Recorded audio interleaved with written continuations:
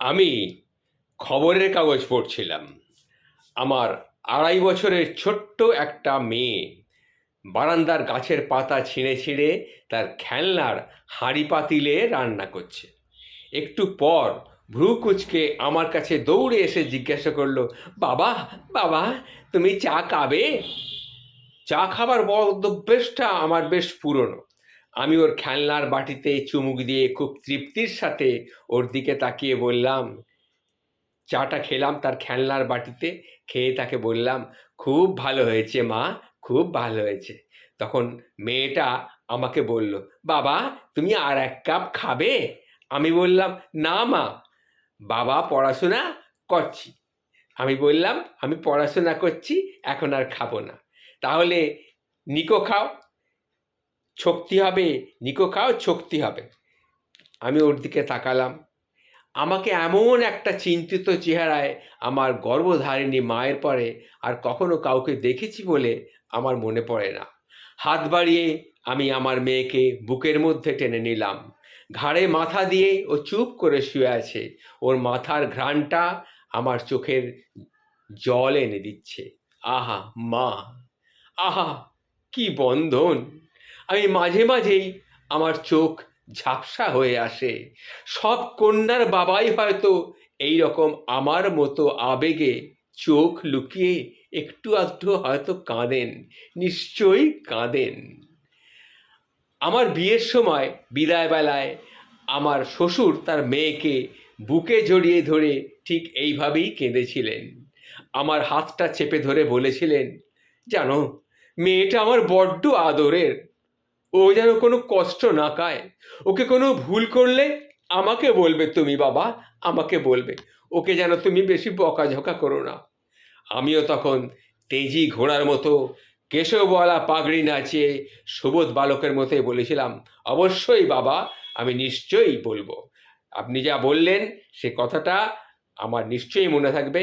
তবে আপনাকে আমি কথা দিচ্ছি, আপনার মেয়ের কোনো কষ্ট আমি দেব না।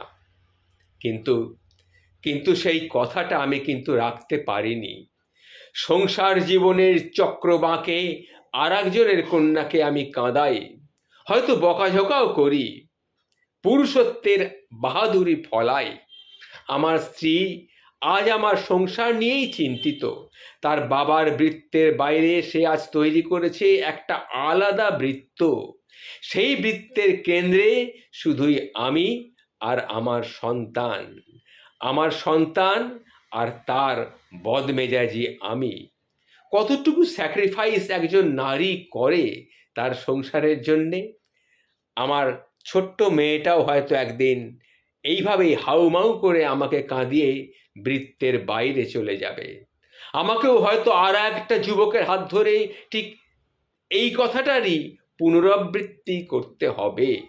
আমি চাই না আমার ব্যর্থতা আমার কন্যা সন্তানকে স্পর্শ করুক। আমি ক্ষমা প্রার্থী। আমার অনুতপ্ত কথা না রাখতে পারার জন্যে আমি ক্ষমা প্রার্থী আমার আমার সেই শ্বশুর মশাইয়ের কাছে। কন্যার পিতা হওয়া আজ আমি বুঝি, কন্যার পিতা হওয়া অনেক কষ্টের। কত কষ্টের সেটা কন্যা সন্তানের পিতাই একমাত্র অনুভব করতে পারে। আমার চোখের কোণায় এই কথাগুলি বলতে বলতে আস্তে আস্তে জল চলে আসছে। আমার ছোট্ট মেয়েটা খুবই অস্থির হয়ে উঠছে, ভুরু কুঁচকে বারবার পড়ার চেষ্টা করছে এক অপরাধীর জবানবন্দি। ওর চোখেও জল চলে আসছে। কি জানি, মেয়েরা হয়তো বাবার অনুভূতি পড়তে পারে। ঈশ্বর মেয়েদের বাবার অনুভূতিকে পড়ার একটা অদ্ভুত শক্তি দিয়েই হয়তো এই পৃথিবীতে পাঠান। একজন বাবা তার সন্তানের কাছে কেমন তা নির্ভর করে তিনি স্বামী হিসাবে তার স্ত্রীর সাথে কেমন আচরণ করেছে তার উপরে। সন্তানেরা মায়ের চোখ দিয়েই বাবাকে দেখে।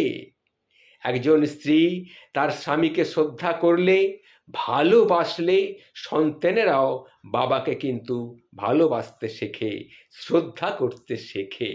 একজন স্ত্রী তার স্বামীকে ঘৃণা করলে সন্তানেরাও তার বাবাকে আজীবন ঘৃণার চোখেই কিন্তু দেখে। একজন বাবার মূল্যায়ন নিজের কাজ দিয়ে হয় না, বরং মা কিভাবে বাবাকে সন্তানদের সামনে উপস্থাপন করছেন তার আলোকেই তার সেই নির্ধারিত হয়। সন্তানেরা মায়ের চোখ দিয়ে বুঝে নেয় বাবা কি হিরো নাকি ভিলেন। তাই আমি বলি আমার সমস্ত বন্ধুদের, আমার সমস্ত যারা শুভানুধ্যায়ী আছে তাদেরকে আমি বলি একজন ভালো বাবা হওয়ার আগে একজন ভালো স্বামী হওয়াটা কিন্তু খুব জরুরি। এটা কিন্তু মনে রেখো বন্ধুরা, এটা মনে রেখো।